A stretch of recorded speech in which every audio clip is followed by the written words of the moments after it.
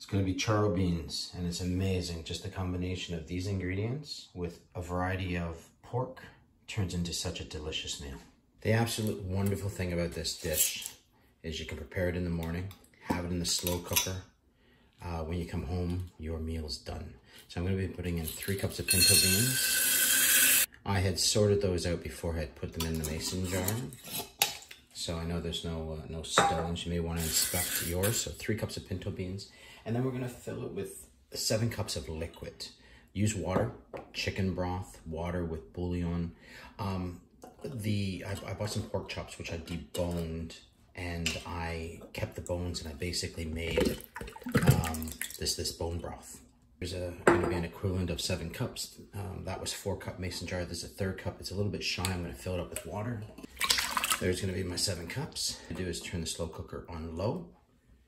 Get that started first. Lid on, and then we'll proceed with cooking up the pork. All right, let's get this show started. So you're going to roughly chop an onion, and then after we chop the onion, we're actually going to make our way over to the stove to start some of the preparation. Charro beans is like a stew.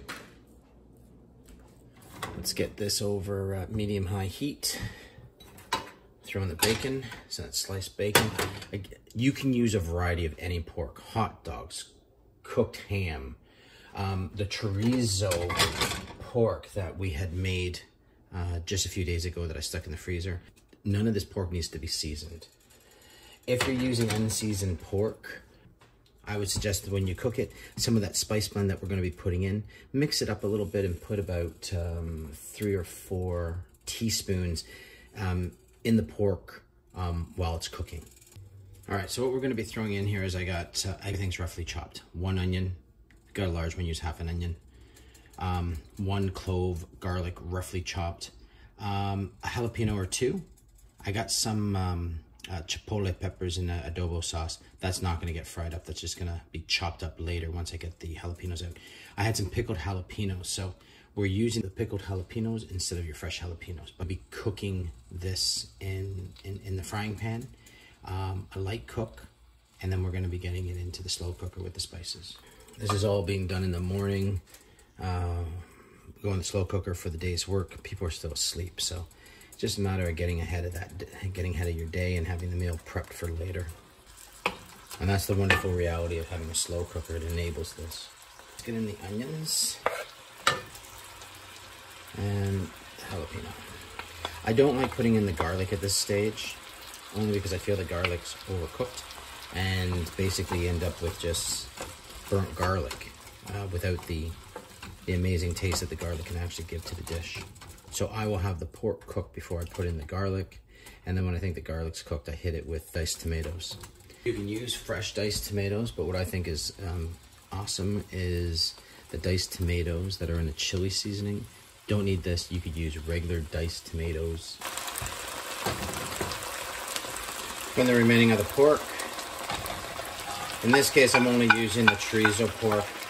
Again, any pork products. You got some odds and ends that you need to use, put them in here. Got like a hot dog or 2 that's just left, throw it in. All right, let's turn that heat down to medium.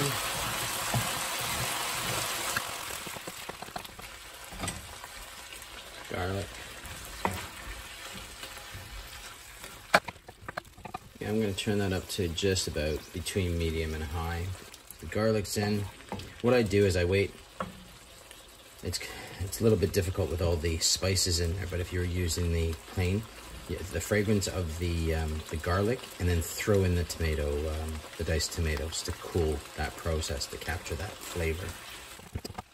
All right, throw in the diced tomato.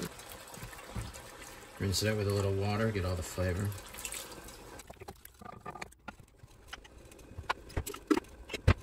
All right, I'm just simply going to turn the stove off. All right, we're going to move this back to the slow cooker. Pour this in. This is actually one of the best dishes to cook in a slow cooker. Beans in general are delightful in a slow cooker. It brings out the creaminess of the beans, the dry beans. So this is the chipotle pepper that scraping off all that goodness, not leaving anything. and even the bowl that it was in. Now, if you don't have the Chipotle in a adobo, don't worry about it. Another thing that most likely you won't have is I put in the yellow pepper paste. Basically a heaping tablespoon.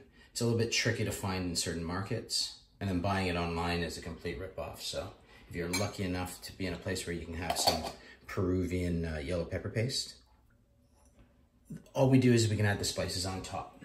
So we have a heaping tablespoon of Chipotle, oregano, and paprika. And we're gonna be putting some salt and pepper in here. Salt, I'm gonna be putting in 1 teaspoon. If you have it, Chipotle powder, I'm gonna be putting in a heaping teaspoon. Stir that around. Slow cooker set on low. I'm gonna give it about 10 cranks of pepper and half a bunch of cilantro, leaves and stems, roughly chopped up. And that is basically it. If you got a bay leaf, put a bay leaf on top. And it is simple as this. You put the lid on, it's on low. You basically go to work, come back, and you got a wonderful dinner that you can mix with some rice. What I do, and it's not typical, is if it is a little bit too watery, I will add some barley pearl to it, just a little bit. That starch will thicken up this sauce, and I think it actually gives quite a nice taste. Or you can take out some of the beans once they're cooked and blend it in a blender to get that creaminess. You can always mix it up because you can use different pork product. Okay, let's see where we sit. It's been almost 8 hours. We still got about a little over 2 hours for dinner. I want to see what the pinto beans are like. How soft are they? That's the only thing I'm really, I can taste for seasoning. Let me get some sauce on there. But my main thing here is the pinto. How soft and creamy is this bean? And if it's still hard, I got to crank up the heat to high, let it cook on high for about 2 hours, or can I let it just continue on low?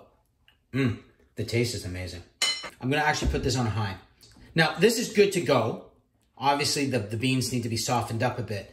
I like it to be a little bit thicker. Now, you could do cornstarch. You don't have to thicken it up. You can just have it like this. I like it where it's a little bit more thick. So I'm going to be turning this up to high, which I'll do now. Cook for the next 2 hours, 2 hours and a bit. And I'm just going to take maybe like a heaping tablespoon of barley. Maybe 2. I'll stir that in, and this will thicken it up.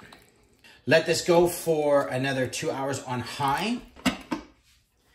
All right, so an hour and a half. Let's stir that. Oh yeah, it's starting to thicken up. That's the consistency I like. Now let's taste the pinto and see if I can just put it on low or keep warm, because everything else is fully cooked. Depends on your beans. These ones here, I'm gonna leave it on high for another half an hour.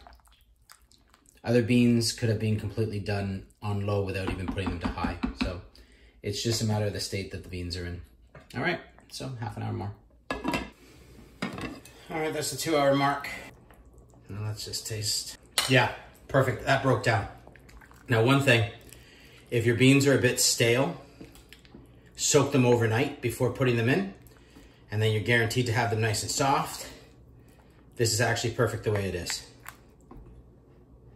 And then I'm just gonna serve this with rice.